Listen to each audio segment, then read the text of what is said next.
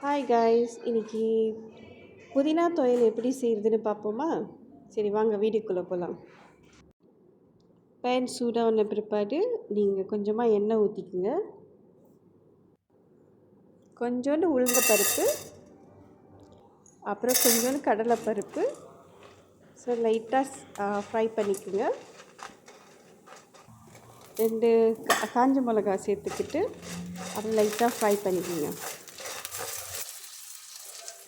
சின்ன துண்டு இஞ்சி, அப்புறம் 3 பல் பூண்டு.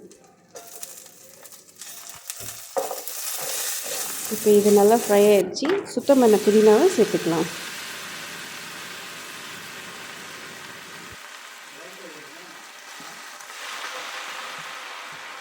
பச்சை வாசனை போகிற வரைக்கும் நல்லா வதக்கிக்கோங்க.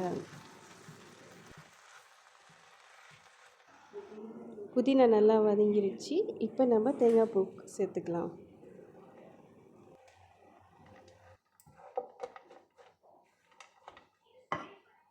இப்போ தேவையான அளவுக்கு உப்பு சேர்த்துக்கோங்க.